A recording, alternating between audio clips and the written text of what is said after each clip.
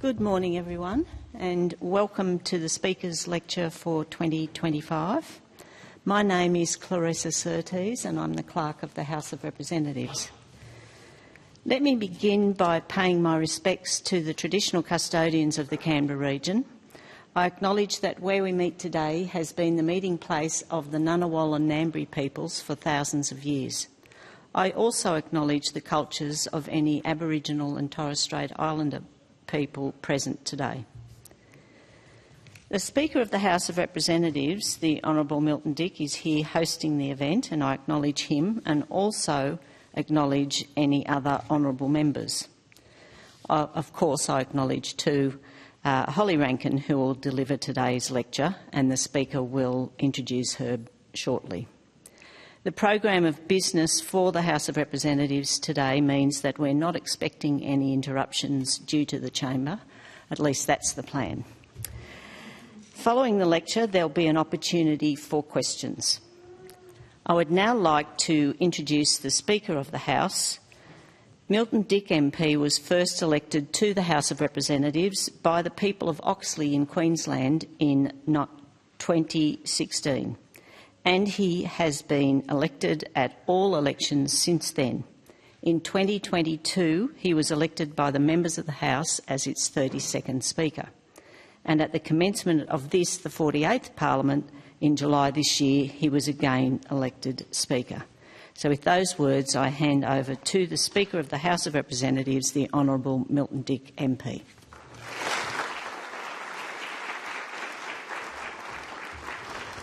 Thank you, Clerk, and good morning, everyone. I too acknowledge the traditional owners of the land, the Ngunnawal and the Ngambri peoples whose land we are gathering on today, and pay my respects to all First Nations people that may be here as well.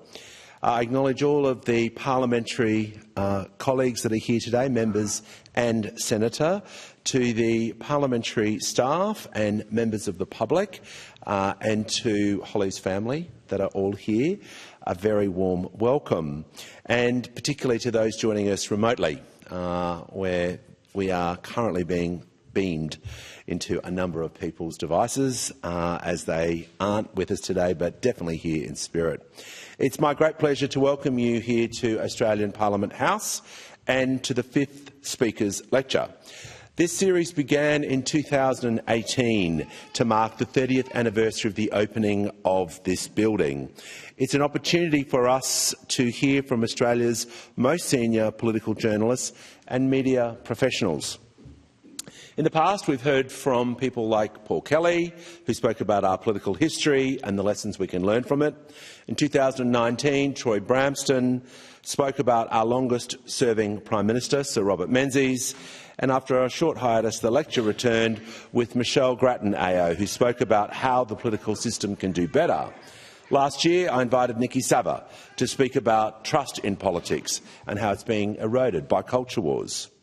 Which leads us to today, our 5th lecture.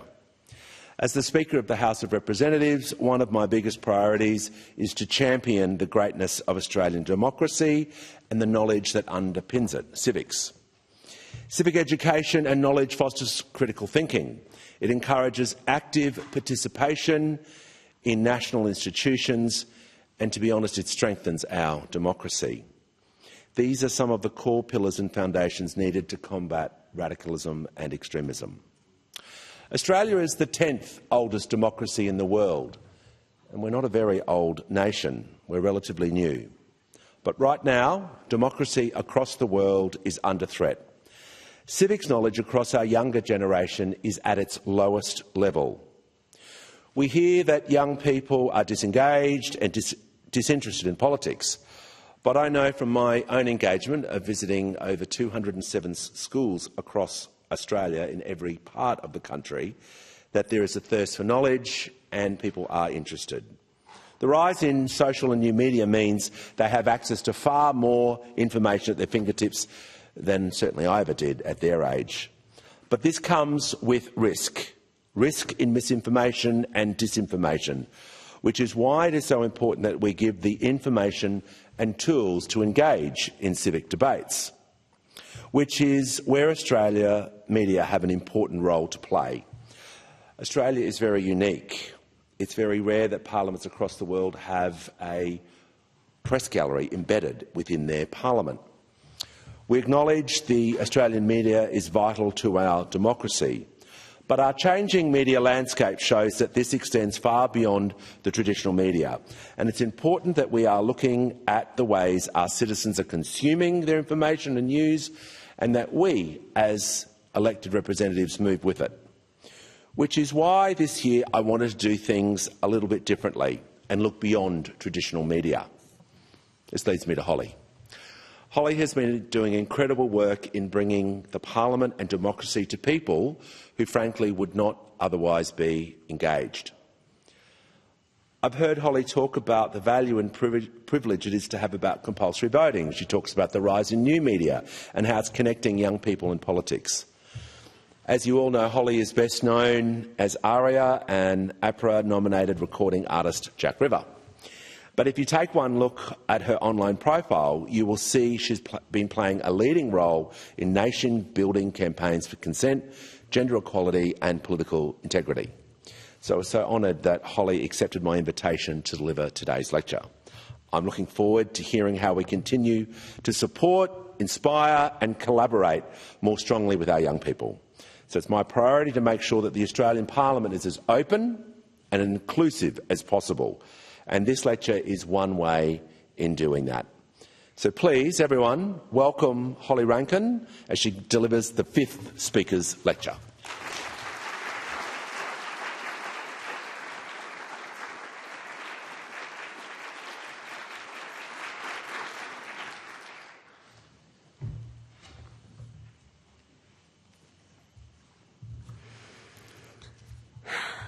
I would like to acknowledge we're on Ngunnawal country today. I'd acknowledge the songlines, stories and culture that runs through the ground we are standing on. I want to acknowledge Elders past and present and any First Nations people here in the room today. It is with great pride, very seriously, that I stand here today at the invitation of someone I truly admire, the Speaker of the House of Representatives, Milton Dick. Milton, I appreciate your deep respect for this place and what it stands for, but mostly who it stands for. Anyone who knows you knows your true belief and respect for our democracy and your conviction in maintaining democratic rigour in your role as Speaker. You rise above the schoolyard politics that can at times dominate the House of Reps, to uphold a standard of Parliament that so many Australians would much rather have. To be invited by a person of such integrity to speak today is incredibly humbling, so thank you. I want to thank my mother, Donna, and my father, David, for coming here today, you guys over there. My brother, Reuben Rankin, and my grandmother, Molly Richardson, who are watching at home. I'd like to say hello to my dear mentor, social and women's rights reformist, Wendy McCarthy, who is here today with us, and my teams at Sentiment and Teachers Consent. I want to acknowledge the elders and law people from my hometown of Foster on Warramai country, Uncle Will Paulson, Uncle Steve Brereton, Auntie Janice Paulson and Jean Oxley. And from my second home in Mollymook on Ewan country, Uncle Noel Butler and Auntie Nellie Mooney. I want to pay my respects to the parliamentarians in the room, thank you for coming here today, and members of the press gallery and all of the parliamentary staff in attendance. As a kid, I was strangely interested in how things could change. It started with my love for animals, specifically Siberian tigers. When I learnt of their potential extinction due to deforestation, I was rightly disappointed and enraged and began investigating how I could help change it. I learnt that the law was the function that might most affect change. Laws were made by governments, and in a democracy like mine, governments were elected by and for the people. Mum and Dad always encouraged us kids to write. I found my MP, Bob Baldwin, Liberal MP of Paterson's, email address and began a years-long back and forth about his job, his values, and asking questions like, what are we doing about yellow bins, plastic in the sea? How was Parliament faring that week as a sweet 9-year-old? If I only had access to my old Hotmail account, deltatotallyrules@hotmail.com, maybe I would know what exactly I had written to Bob Baldwin who is still with us today and lives in Gloucester. I thought it was completely normal to email the local MP and have a chat at that age of 10, and I still think that it is today. That simple correspondence of a kid and her MP made me believe politics could be a two-way conversation. When I was 14, I lost my sister Shannon in a freak accident. Her death was followed by a 3-year coronial inquest and a 6-year-long court case. The pain and the harrow of grief, the turmoil of seeing my parents lose a child, made me want to escape my life. So I created Jack River, and I built a world of song to heal myself. What followed was a community that I could never ever have dreamt of when I first took those steps of writing my life into song. Writing songs in my bedroom turned into playing to 80,000 young people in the domain for the school strikes for climate, and 8,000 people at Splendour in the Grass singing my songs. It turned into thousands of relationships with strangers all around the country. Through watching others build their communities too, from heavy metal bands like the Amity Affliction to rappers like Briggs and pop artists like Thelma Plum, I've been a student to the art of bringing people together. Across my decade in music, I wanted to bring storytelling and culture to great political ideas and help storytellers themselves understand their own politics and be supported to lean in. But when I worked on the Voice to Parliament campaign alongside Megan Davis and Auntie Pat Anderson from 21 to 2023, I saw the potential of people and organisations, specifically organisations, to weaponise culture, storytelling, algorithms and lies to tear us apart. It was during that campaign that I realised that the relationship between culture and politics would come to define the time that I was living in. That realisation has shaped the work that I do now, developing programs and pathways for the public to re-engage in civic conversations. We're living through a great generational transfer of trust. Young Australians have shifted their faith from institutions to individuals, from mastheads to personalities, from politicians to podcasts. This isn't because we are shallow or uninformed. It's because we've watched institutions fail to deal with the current political reality and fail to engage with us as they go. I stand here today as the mother of a daughter, a 3-year-old daughter, Magnolia, who will grow up in a burning world. If she has children, my grandchildren, they will see the sinking of New York, the Tiwi Islands and London, and most of Papua New Guinea. At just 33, I have already lived through climate-fueled fires on the south coast, floods on the north coast, a world-stopping pandemic, multiple genocides and multiple wars.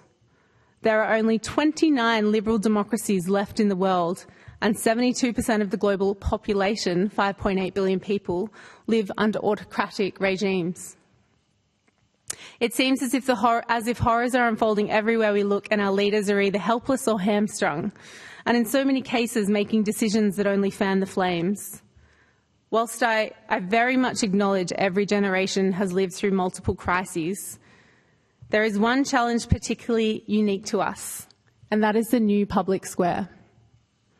This new public square, an online space where an entire generation gets their information, is owned by 6 companies, controlled by the world's richest men.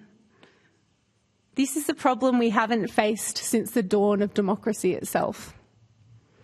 While the checks and balances designed to distribute power and money throughout society haven't yet completely broken, they are failing fast. Around the world and increasingly here at home, it's very hard not to feel like democracy is perched on a cliff.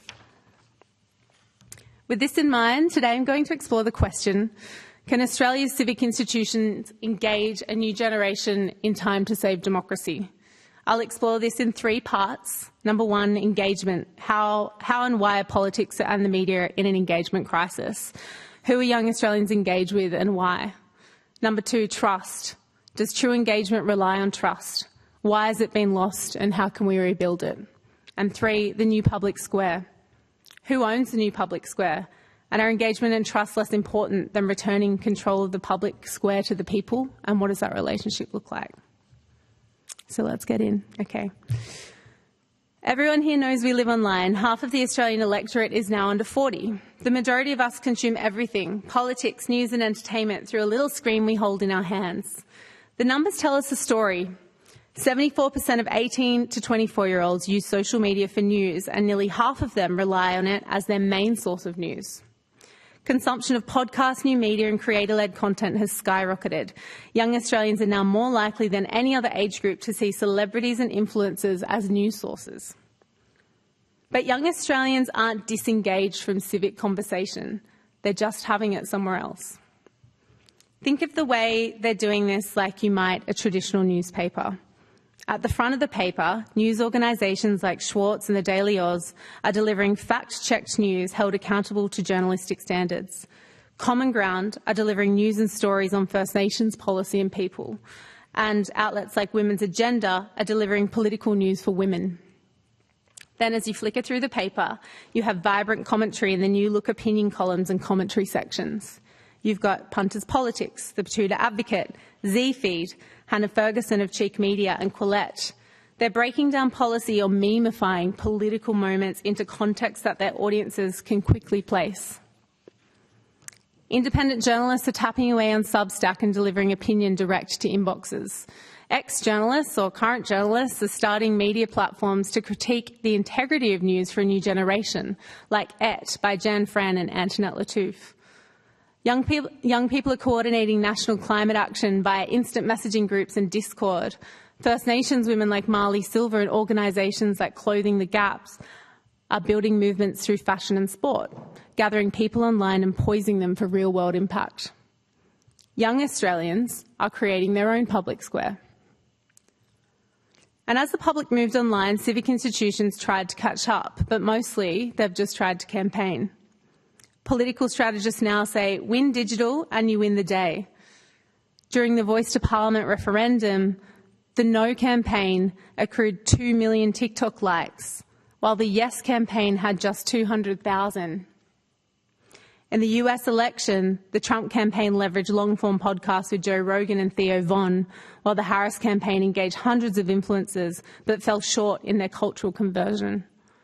Here in Australia at the 2025 election, the ALP briefed influencers on key policies, and the Prime Minister even dropped Delulu, Gen Z slang, in Parliament. But this rush to engage comes as trust in politicians and media is collapsing rapidly. According to the World Values Survey, 88% of Australians have little or no trust in political parties. I think that's worth repeating. 88% of Australians have little or no trust in political parties, and 49% of them have little or no trust in traditional media. If politicians and media don't quickly engage meaningfully in the spaces where the next generation lives, they'll have no chance at recovering trust. This is dangerous for our democracy. So what's going on with us young ones? Why have we ditched politicians for influencers? 4 points here. Number one, in our lifetime, major institutions have crumbled before us. The Catholic Church, the efficacy of international law, the credibility of the media, our trust in our major allies, just to name a few. Number two, our attention, our bodies and our social lives have been commodified. We've had thousands of companies tracking where our thumbs move, up or down, left or right. We've had our friendship list shared, our periods tracked, and our femininity and masculinity monetised. Number three, the line between politics and our real lives have blurred. Online, the boundaries between news, entertainment and emotion have collapsed. Reality, opinion and performance are now neighbours in the same scroll. And four, we were trained from a young age to think globally. I think about this quite a lot. With that thinking came a sense of global empathy and a sense of global responsibility. We were trained to think and feel across borders, and that is exactly what we're doing right now. I don't know if anyone remembers geography, but writing the word globalisation in an essay 10 times got you an A+. That's why we're here. We're a generation overwhelmed with information. We've lost trust in institutions, and in a burning world, we are running toward what makes us feel human again. We turn to real people online, influencers, because we crave consistency, transparency, and community in a world that constantly sells to us and constantly sells us out.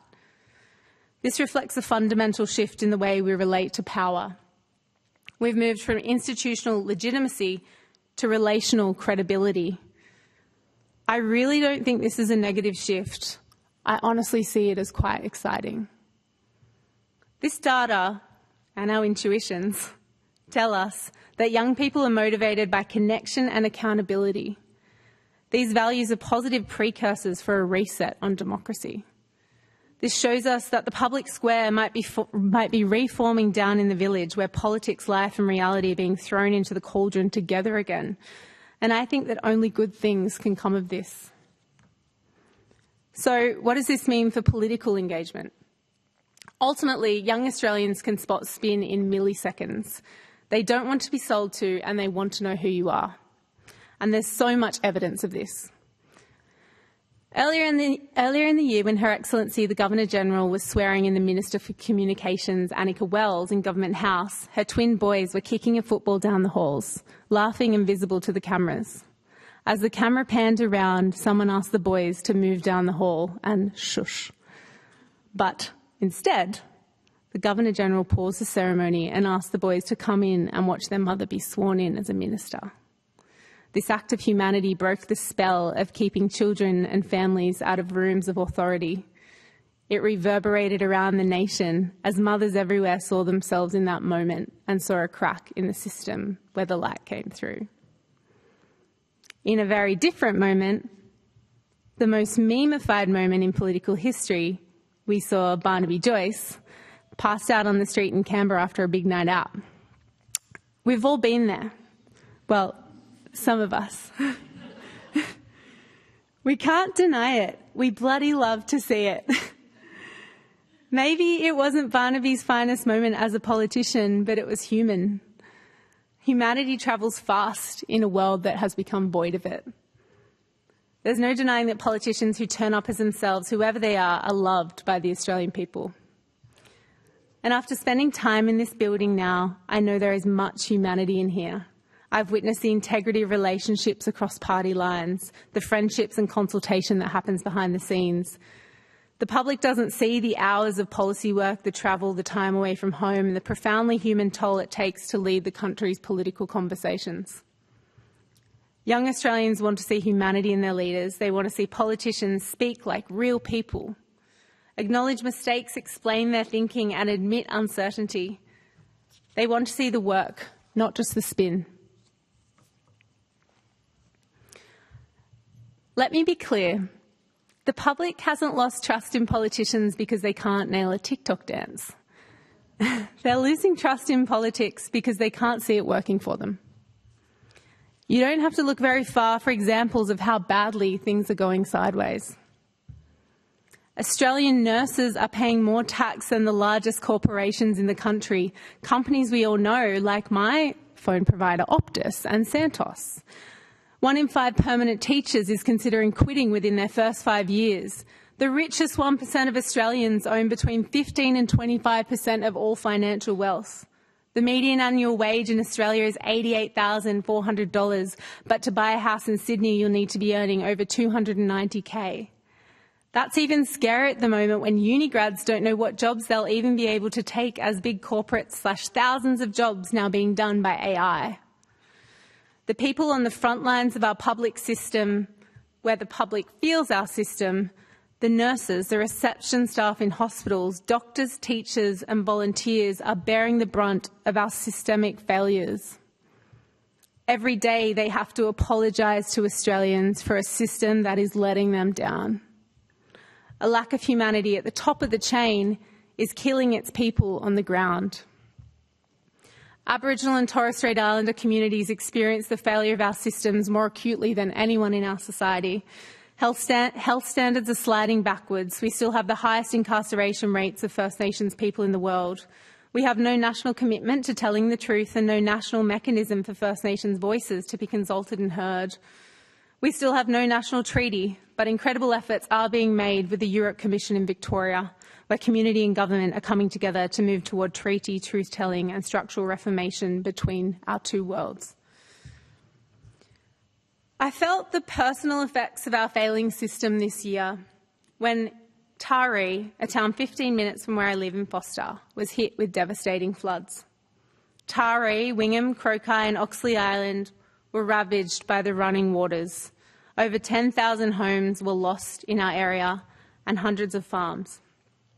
Of those homes that were lost, 50% were uninsured because of the flood that had passed 3 years ago, driving premiums through the roof. Premiums up to $30,000. People I grew up with, amazing workers in that community, just cannot afford. Shirley, a 73-year-old retired nurse from Wingham, thought her house, a building on stilts that had stood strong for 100 years, would be safe. But 6-metre walls of water saw it destroyed, along with all of her belongings and her beloved chickens. She couldn't afford insurance thanks to the previous once-in-a-century flood that had swept through just 3 years prior. For the first 2 months of the response and recovery, all she had to access was $1,000 in immediate government support. I watched Shirley, a woman who had worked as a nurse in a local hospital her entire life, be abandoned by our system when she needed it most. When I looked around at who turned up, as I waited for more than a FIFO visit from our politicians, with due respect, it was the SES and RFS volunteers from all around Australia and local community members who turned up in droves to help my community. When my friend Warramai woman Tanika Perry and Uncle Will Paulson and a pack of local women and I made a call out for volunteers to join in the cleanup, we had 1,200 people respond in 6 days. Australians turn up when the call goes out, but our governments are increasingly too slow to hit the mark. No wonder young people are losing trust. That trust is further eroded when we see governments actively making laws that weaken the integrity of our democracy. When debate and deliberation is kept private from the public and locked in party rooms, we feel disconnected from our democracy. When party politics rewards moral concession over civic ambition, we lose hope. When policies like the Electoral Reform Bill amend our voting system to limit the ability of independents to run against major parties and put forward proposals to limit freedom of information laws, we wonder whether we are on the same page about our country's own democratic principles. When lies in political advertising remain legal and defended, even in the face of generative AI that can fabricate our reality, our integrity and time as voters feels disrespected. Disconnect, scepticism, concern, doubt and fatigue. This is the vibe amongst young Australians right now in the systems politicians have been entrusted with running. But there is good news. There is always good news. I know trust can be won back, policy by policy, act of humanity by act of humanity. But to get there, politics must become a two-way conversation again. Who better to ask than First Nations people? We live in a country with a 65,000-year-old continuous culture encompassing over 350 language groups. Just to be clear, and help us remember, First Nations people were here on this land, yarning, travelling, caring for each other and for country 63,000 years before our friend Jesus Christ was born. 63,000 years. As my friends Megan Davis and Ralla Kelly Mansell told me this week, the longevity of First Nations culture can be traced back to simply talking to each other, over and over and over and over again. Younger Australians are leading a new kind of political two-way conversation. Common Threads, led by Larissa Baldwin-Roberts, is holding conversations with almost every Aboriginal nation in the country on climate and energy as we speak. Youth Decide, an organisation that provides civic education to young people, are bringing life back to civics through quizzes and games in schools. Surfers for Climate creates ways for surfers to learn about climate change and the energy transition. Hilma's network, led by Charlotte Mortlock, is creating pathways for women to join and shape the future Liberal Party. Through my company's work and my team's work at Sentiment, we're creating pathways and programs for creators and culture shapers to connect with policy, ensuring that the next generation of civic communicators have the tools they need to engage in an informed way whatever their political persuasion, background or belief. I think that the inherent values of my generation offer a ticket out of the current political culture we are stuck in. We're no longer asking you to have all the answers. You're holding the keys to our home and we're just asking for you to let us in. Talk to us. Tell us why a bill isn't progressing. Tell us about the deliberation and debate you just had inside the party room. Tell us why you disagreed with someone you were on the same side as. Stop treating us like the kids who can't handle the scary part of the movie. We've probably already seen it on TikTok anyway, and we're watching it too. If you don't give us nuance, political nuance, we will come back to you with binaries. We are capable of complexity. We don't want politicians to be influencers. We are yearning for the return of transparent civic leaders. It's an art form to engage online, and it's a challenge to change the way you communicate. Parliamentarians, our whole parliament, should be supported and funded to do this well. Trust in the media. Trust in traditional media is in steep decline too, as we know. Journalism and fact have become impossible to spot amongst opinion, spin and entertainment. Our personal stories have turned into ad-funding clickbait. Our front pages have become billboards for corporate political interest. Perhaps the biggest loss in trust comes from a failure to reflect the real world in real time. Audiences can now see the story in 3D and through the eyes of the people on the ground. This is no more evident than in traditional media's coverage of Israel's genocide in Gaza. On social platforms, and I say this as a mother who has laid in bed watching these videos next to my 2.5-year-old child who's grown up over this time. On social platforms, we see dead and dying children having their arms sawed off by young doctors with no anaesthetic. We have read about pregnant mothers being shot and young female doctors delivering their babies. Australian and international traditional media broadly have failed to report on human reality, despite all of us seeing it for ourselves. It's no wonder we're turning to online media and creators.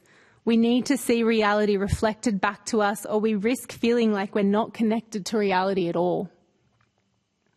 Understandably, traditional media has had an allergic reaction to the migration of audiences toward creators, podcasts and influencers, especially this year when the Albanese government decided to let creators and influencers into the budget lockup. Let me entertain you with a quote from one of AFR's pieces about this time.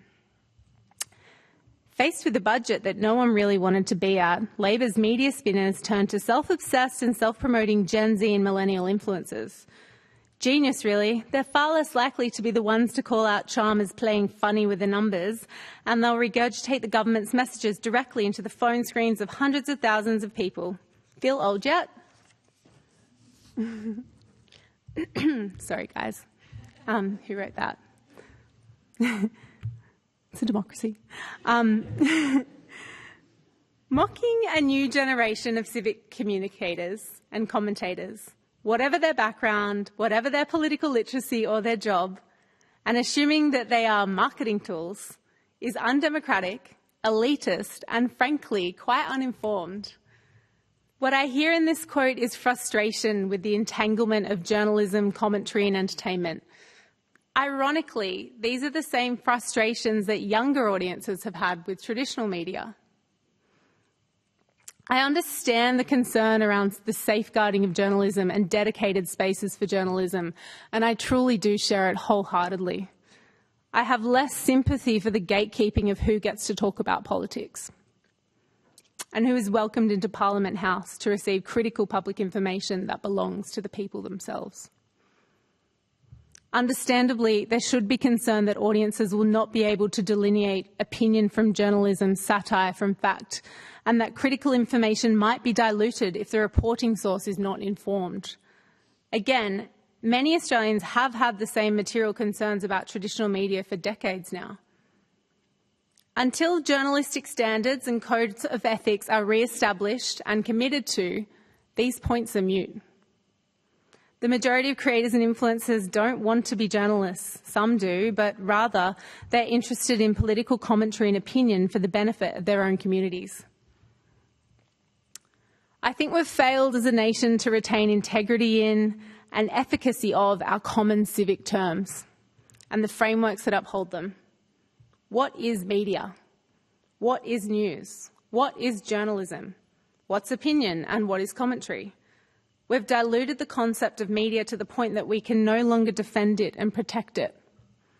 When you dilute journalism enough that it can be classed as commentary, you begin to erode the logic of freedom of information requests and dedicated spaces like the budget lockup.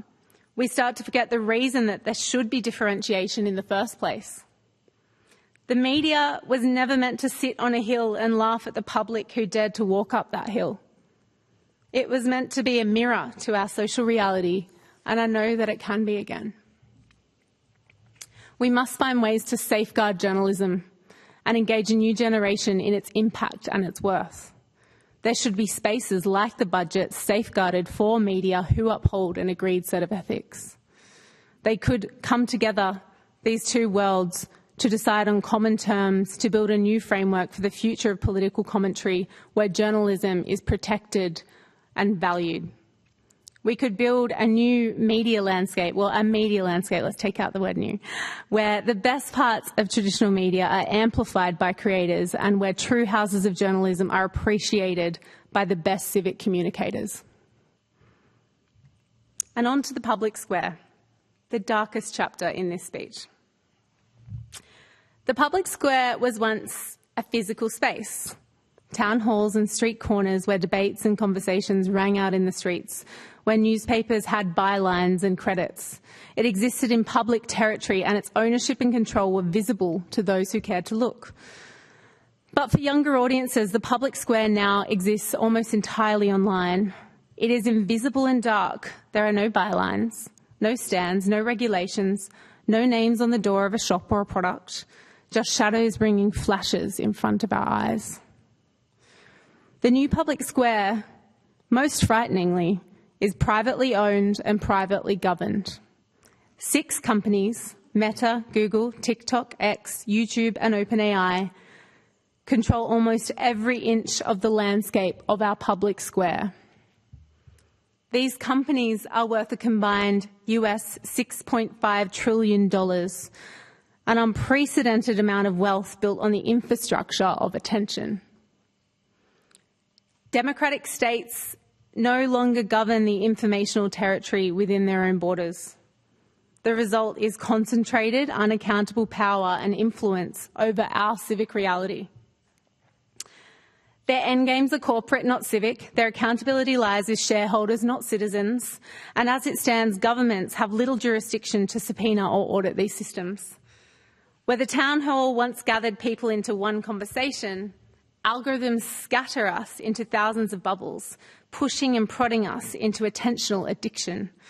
Each citizen lives inside their own personal poker machine, an individually engineered echo chamber that plays on our fears, our hopes, and our insecurities. Algorithms are engineered to drive polarization because, you guessed it, polarization drives engagement, and engagement drives profit. Every new culture war, every election, and every global catastrophe is another line in the profit sheets of Meta, OpenAI, Microsoft, X, TikTok, and YouTube. When the architecture of our public square rewards polarization, when outrage travels faster than understanding and misinformation performs better than truth, any politician or civic leader trying to drive unity is working against the rules of the square itself. In case I'm not making myself clear, all of this is an existential threat to democracy. When people can't choose what information they receive, the concept of an informed public dies. When the public square is privately owned, it doesn't sound so public anymore. We need governments to understand this threat and create bold solutions faster than we can say Scott Farquhar. Didn't land as well as I thought. But speaking But speaking of our good friend Scott, who I do respect, today the Albanese government did make a decision in the favour of people, of the Australian people. Today, the Attorney-General, Michelle Rowland, said that the government will not support a text and data mining exception in the Copyright Act.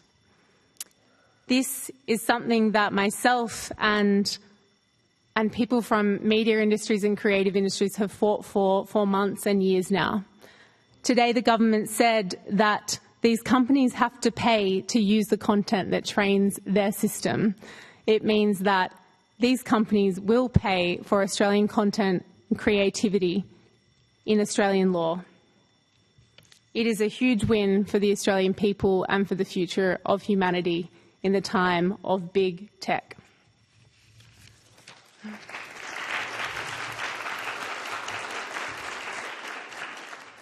Thank you, and I truly do thank the Attorney-General and the government for understanding the risk here and making the right decision. I know I can sound like some kind of apocalypse witch at times, but I really genuinely feel hope. We have the most beautiful country. First Nations and Torres Strait Islander culture sings and dances at stories of old ways. Our stadiums and streets are alive with Australian spirit. I really do believe our politics can sing again too. It just has to become about people again. So what do bridges look like? We could embark on a great Australian conversation. We could bring civic discussion to the people on the ground and online, regions and cities. Politics could talk to people again. We could regulate the algorithm. This is a complex issue that the whole world is grappling with. We don't yet have the answers, but we have to figure it out. We could engage in a national civics education drive that gives Australians the tools to understand and participate in their democracy. And I hear the Speaker has incredible plans for this in the future. We could create new codes and frameworks to maintain integrity in our media and protect the future of journalism. We could equip parliamentarians with the funding, the training and the support to engage in digital spaces in the way that my generation desperately needs them to. We could rebuild trusts by creating fairer systems, properly taxing those who profit from our country and our land. We could increase nurses and teachers' pay significantly. We could fund our hospitals properly, figure out how to make our housing more affordable and take the threat of climate change seriously. I know that we can build bridges because I know the people who will build them. Young Australians are ready to engage in democracy. They're building civic communities with or without institutional support. They value transparency, accountability, humanity and truth, the same values that birthed democracy itself. The question is not whether or not young Australians will engage. The question is whether our democratic institutions will join them while there's still time. Thank you so much.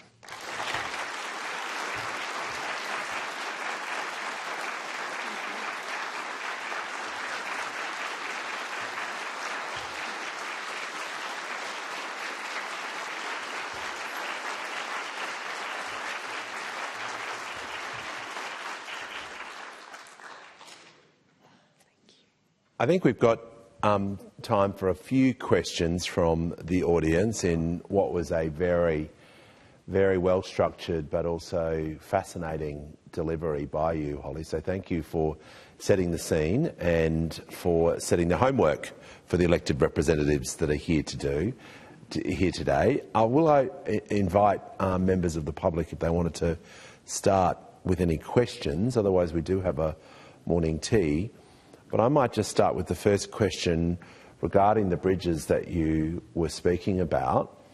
What does democracy look like for Marigold when she's your age and she perhaps is delivering the Speaker's lecture? What does it look like and what do you hope it looks like? Magnolia, but I love the name Marigold so much. Oh, Marigold. I do love Marigold, and I would call another child Marigold. Well, for all the Marigolds and Magnolias out there. So, for all the Marigolds out there, Oh, that's what drives me so directly toward this goal. I mean, I know that the world is going to look very different, but I think that the efficacy and integrity of the system's very similar to the one we have here on paper and the one we propose to commit to. I really hope that that core structure stays similar to how, like, the principles are retained. I think that the model of democracy and the ideas in democracy are inherent in humanity. They support kindness, mutual benefit, reciprocity, and most importantly, they put power in the hands of the people. And what drives me, again, is seeing a situation right now where if we don't make those decisions right now to put power back in the hands of people, marigolds out there will not experience democracy at the rate we're going. Yeah, they will be. Their lives will be controlled, tracked and decided by corporations. Yeah. I can. I'm hoping... Oh, awesome. Thank you. Hello. Hello. I'm hoping you won't mind if I deviate slightly from the substance of your speech and ask about artificial intelligence and copyright. As you noted, the TDM exemption, I always get the acronym wrong, has been taken off the table. So I'm curious what you think comes next. Are copyright laws as they exist at the moment fit for purpose in the age of artificial intelligence? And if not, what would you like to see change? Yeah. Thank you. So, yeah, we're referring to text and data mining exceptions, which the proposal, for everyone's knowledge, was that the government should put a text and data mining exception in our Copyright Act for technology companies to train their models on Australian content for free. Full stop. So it's yeah, as I said, a really important decision today. What comes next? I believe that creators and creatives and Australians should decide where and how their work is used and what they get paid for it. So those principles that I think Australians agree with across all industries and all formats are what should inform what comes next.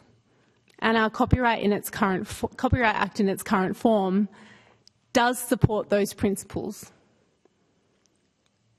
We're focusing a lot on the Copyright Act. If we look at the technology companies who need that material to train their models, we should rightly ask questions about their product and their models. Is there attribution software in their platforms? Is there transparency around algorithms and the use of that content in those platforms? Right now, there's not, and this is a two-way street. If you want to use something, you need to be aware of the environment in which it's being used. Right now, we have no oversight of that, and the conversation has not been about that at all.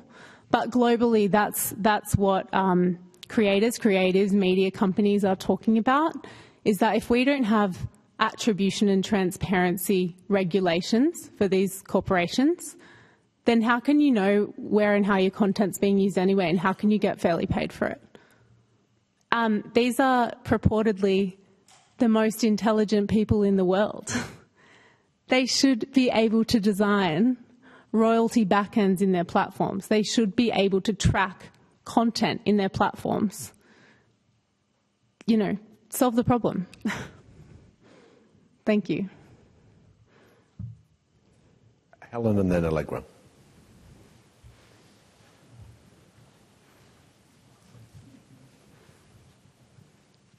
Thank you so much, Holly. That was fantastic. I'm an MP, an independent one from the electorate of Indi, North East Victoria. One of the things that I've observed in my time in the Parliament is that we have this committee structure whereby we call for submissions, we ask for people from the citizenry to come to us and engage with us on ideas and on legislation. I don't see many young people when I'm sitting around that committee table, and I think that whole process of the committee and the institution that surrounds it is something that maybe young people don't find a welcoming and a place where they would come and engage with us. Have you got any ideas about how we could do that better? Yeah, so I agree with you. And when I engage in town halls and try to run events and get people to go to them, it's always older generations who turn up, as hard as you try. So I feel the same, and that's the question that I'm grappling with, and I think many of us in the room today are always trying to figure out. But what I'm talking about here today is that what young people mostly see of politics is question time, is interviews in the media, and attempts to communicate on social media. And I think that when the majority of parliamentarians are behaving in a certain way, and that's what you mainly see, you lose trust in everyone, even the parliamentarians who are trying very hard to reach people. And I think that's where what I'm talking about is we need the entire parliament to remember that their online communities are their constituents as well. They aren't audiences to be marketed to.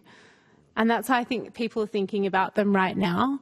And if we can make that change, and if parties and the government and Parliament can understand that and support that with each other as well, then I think that will have, an effect on the broad relationship between young people and politics. And that's the exact kind of line on which I am focused.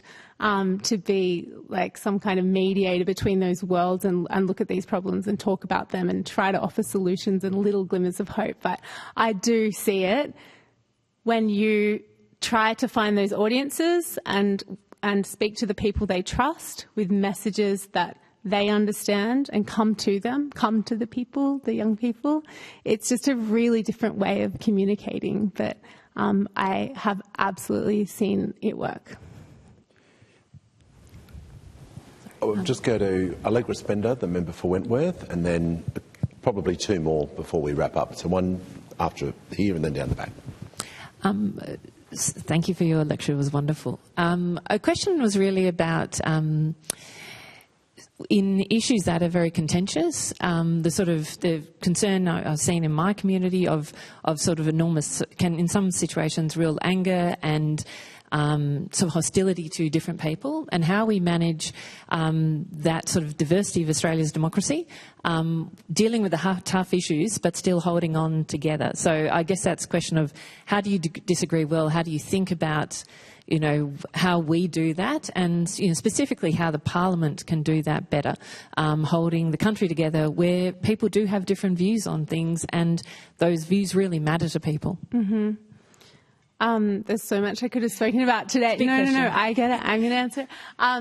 I think that something I could have spoken about today was the situation where we're seeing two different, very opposing marches happening on the same day in our cities, and we're seeing a lot of anger and terrifying violence. And I think we have to, there's two levels of it. Number one is we really should acknowledge the elephant in the room, that algorithms are driving people into polarised positions, and that is destroying the civic fabric that generations before us had a little bit of a grasp on. And that's going to keep happening unless we step in. So when I look at those marches happening, yes, I see people who believe in something and who rightly protest, but I also see an algorithm tax on that inflammation.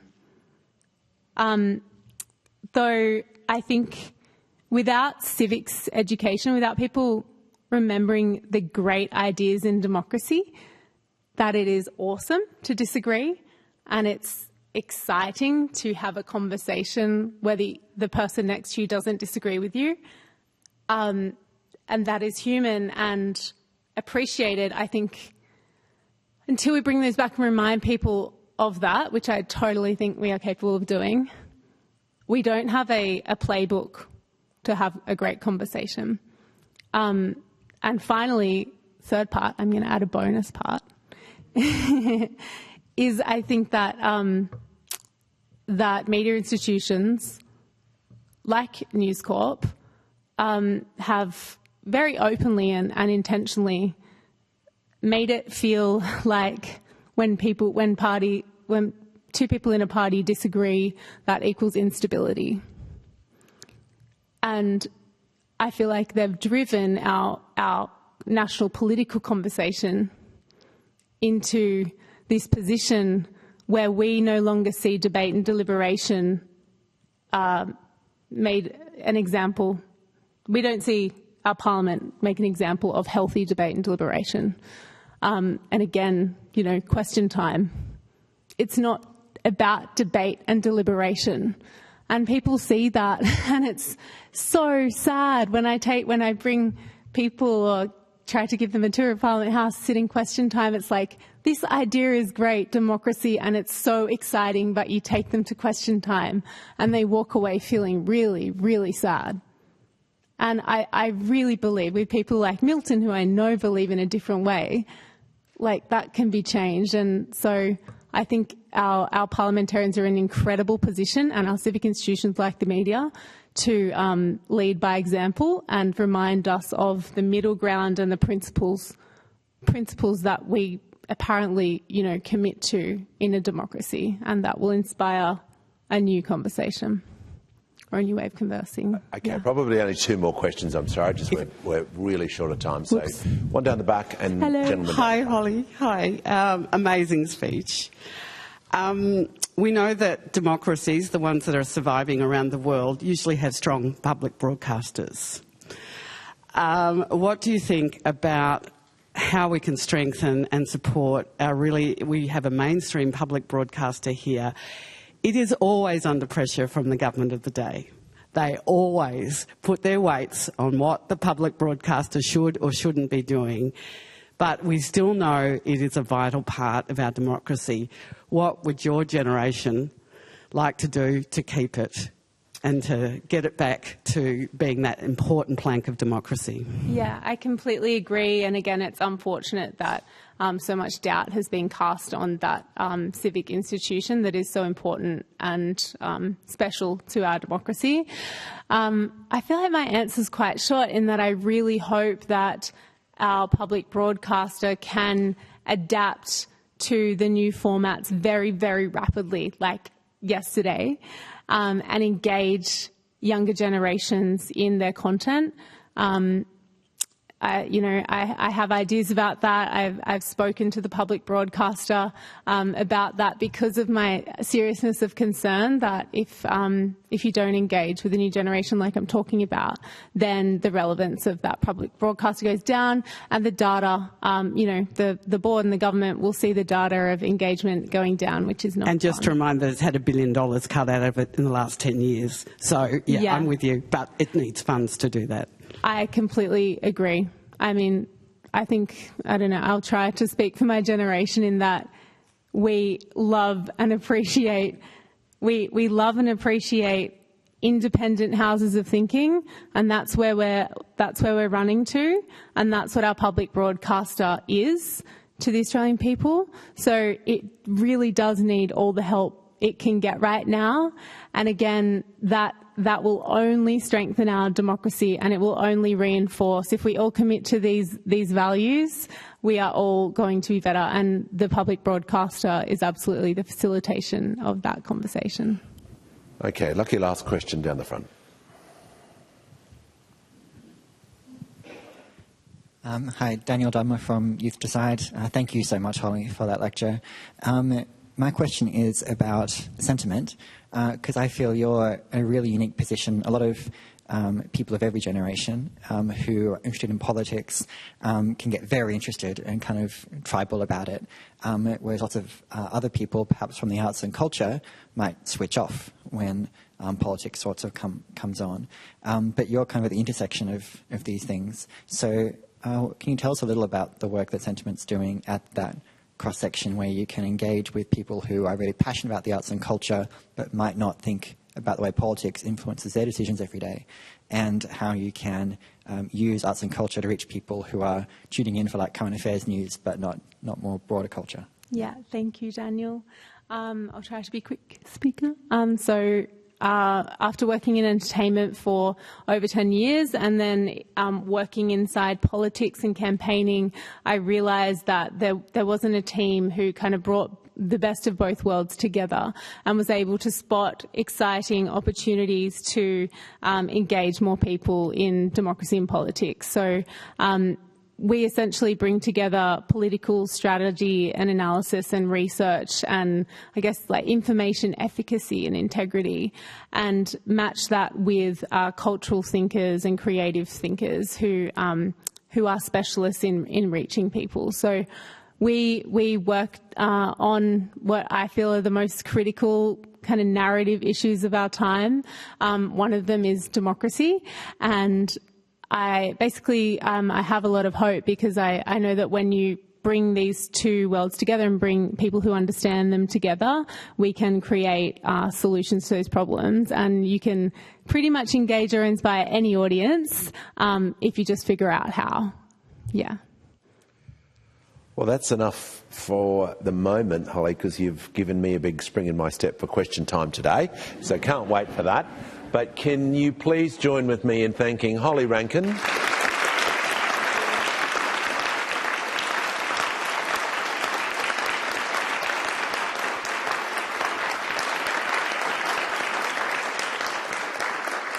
so Holly, thank you, and please now join us for some morning tea.